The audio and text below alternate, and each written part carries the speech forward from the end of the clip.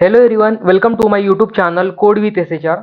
तो previous video में हमने कंडीशनल स्टेटमेंट देखे थे। उसमें हमने if, if else ladder statement देखा था। देन हमने स्विच देखा था। बट हमें आज लूपिंग स्टेटमेंट को पढ़ना है। हमारे कोड को मल्टीपल टाइम हमें चलाना है, उसको एग्जीक्यूट करना है। तो हम लूपिंग स्टेटमेंट का यूज करते हैं। फॉर एग्जाम्पल देखो, मैं मेरे इक्लिप्स आईडी पे गया एंड यहाँ पे मैं system dot out dot print Elon में सिंपल यहाँ पे मैं लिखता हूँ code with S H R. And इस code with S H R को मुझे 5 टाइम्स चलाना है। तो मैं उसको 5 टाइम्स तो प्रिंट कर सकता हूँ। ओके, सो इसको रन करता हूँ तो मेरा code with S H are 5 times print होके आ जाएगा कंसोल पे। बट मुझे इस code with S H R को 1000 टाइम प्रिंट करना है। तो मैं क्या 1000 टाइम इसको लिखूं मेरे कोड में? मुझे 1 मिलियन टाइम्स मुझे इस code with S H R को प्रिंट करना है। तो मैं code with S H are 1 million times इस कोड में लिखूं तो मुझे कितना टाइम लगेगा? तो इसीलिए लूपिंग स्टेटमेंट आ गया है जावा में। तो लूपिंग स्टेटमेंट क्या बोलता है कि आप जो भी कोड आपको एग्जीक्यूट करना हो, आप सिंपल एक टाइम पे लिखो। Then for, then while, then do while keyword से हम उसको मल्टीपल टाइम्स प्रिंट कर सकते हैं, उसको एग्जीक्यूट कर सकते हैं। फिलहाल तो हम यहाँ पे फॉर ईच को नहीं देखेंगे, क्योंकि फॉर ईच हम कलेक्शन फ्रेमवर्क में देखेंगे प्रॉपर इसके बारे में। तो देखो, सबसे पहले मैं आपको फॉर के बारे में समझा देता हूँ। ठीक है, तो फॉर के बारे में ऐसा होता है कि यदि आपको पता होता है कि हमें हमारा कोड कितने टाइम तक रिपीट करना है, हमें एग्जैक्ट एंडिंग पॉइंट पता होता है, तब हम फॉर का यूज करते हैं। व्हाइल में होता है कि हमें पता नहीं होता है कि हमें हमारा कोड कितने टाइम तक चलाना है। हमें पता नहीं होता है कि हमारा ब्लॉक कितने टाइम तक रिपीट होगा। एक स्पेसिफिक कंडीशन देनी पड़ती है।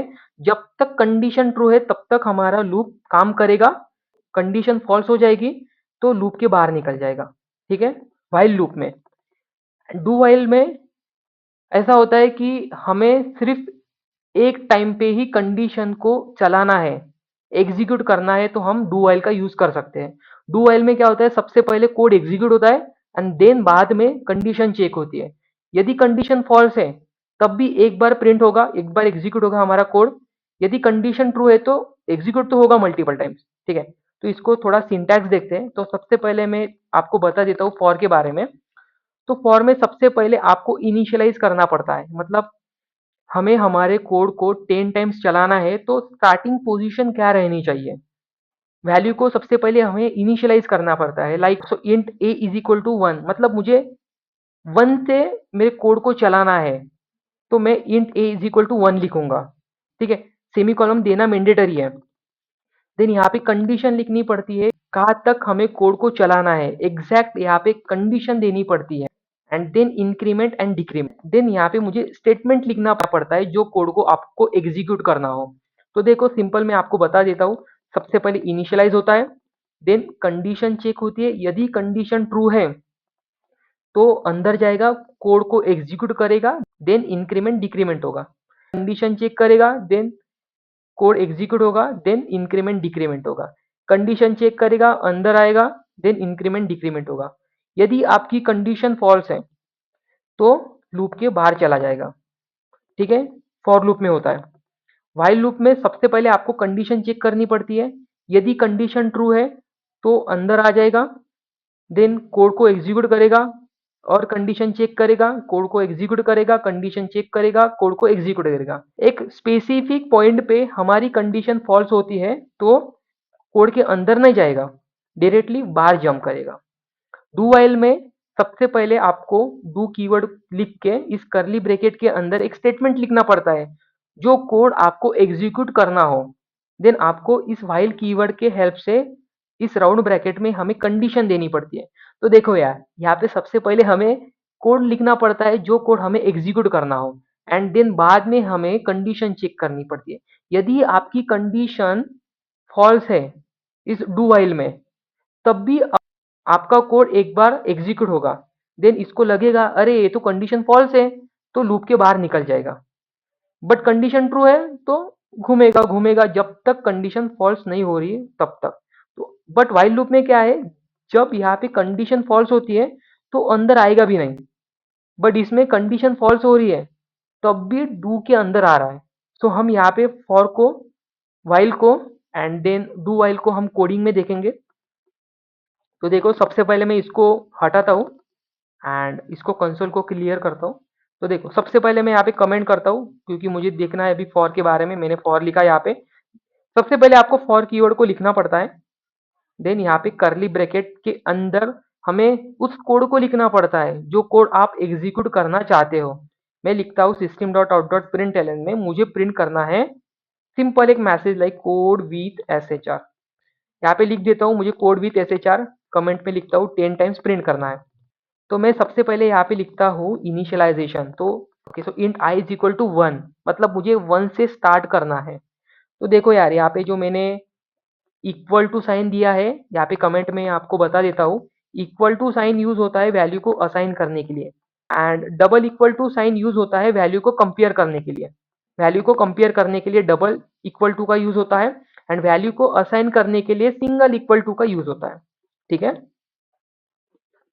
तो यहाँ पे देखो सबसे पहले मैंने इनिशियलाइज किया, देन यहाँ पे मुझे कंडीशन देनी पड़ती है। मैं देता हूँ I is less than is equal to 10, मतलब आई की वैल्यू जब तक 10 होती है तब तक मेरा कोड एग्जीक्यूट होता रहे।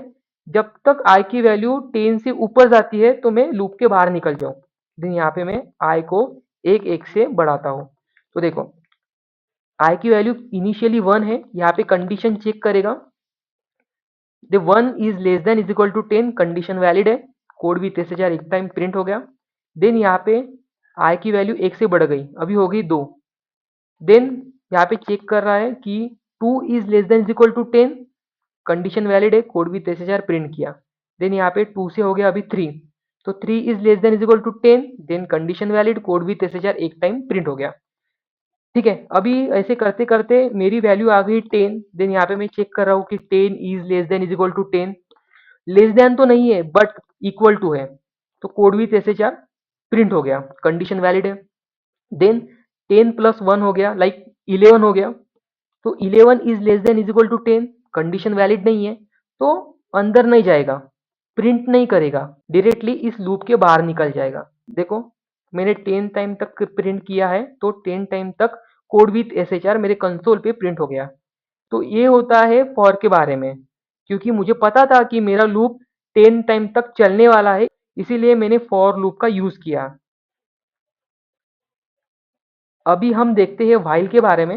ये सबसे पहले आपको व्हाइल कीवर्ड को लिखना पड़ता है and then round bracket and then curly bracket. इस करली ब्रैकेट में आपको वो कोड लिखना पड़ता है जो कोड को आपको प्रिंट करना हो। तो अभी मैं लॉजिक लगाता हूँ व्हाइल में कि मुझे इन बिटवीन 1 टू 100 के बीच में के इवन नंबर मुझे प्रिंट करने हैं। अभी तो मुझे पता नहीं कि इन बिटवीन 1 टू 100 में कितने इवन नंबर है, तो यहाँ पे मैं व्हाइल का यूज कर रहा हूँ।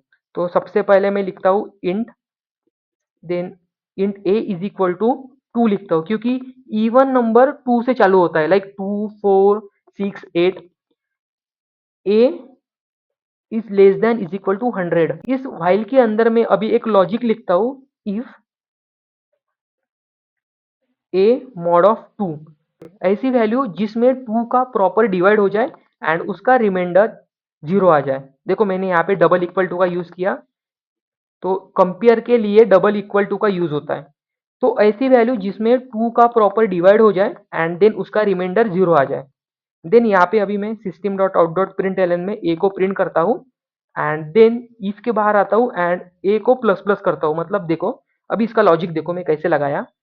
सबसे पहले ए की वैल्यू कितनी होगी, 2 हो गई। देन यहाँ पे चेक कर रहा है कि 2 is less than is equal to 100, condition valid है, इफ में आ गया। तो a मॉड ऑफ 2, तो a की वैल्यू कितनी थी 2, तो 2 mod of 2 is equal to 0। तो 2 में प्रॉपर 2 का डिवाइड होता है एंड रिमाइंडर 0 आता है। Then system dot out dot print L में a को मैंने प्रिंट किया, मतलब मैंने यहाँ पे लिखता हूँ 2 को मैंने प्रिंट किया। ठीक है, देन यहाँ पे अभी a की वैल्यू कितनी थी 2, देन 2 प्लस 1 होगी, कितनी होगी 3 होगी। यहाँ पे चेक कर रहा है कि 3 is less than is equal to 100, condition valid, अंदर आ गया।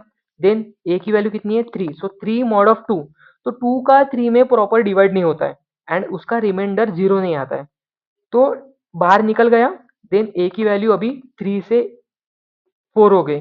ठीक है, यहाँ पे कंडीशन चेक कर रहा है कि 4 is less than is equal to 100, condition valid है। देन 4 मॉड ऑफ 2, मतलब 4 में 2 का प्रॉपर डिवाइड होता है, तो यहाँ पे रिमाइंडर 0 आता है। देन इसीलिए यहाँ पे मैंने ए को प्रिंट किया, तो यहाँ पे प्रिंट हो गया 4।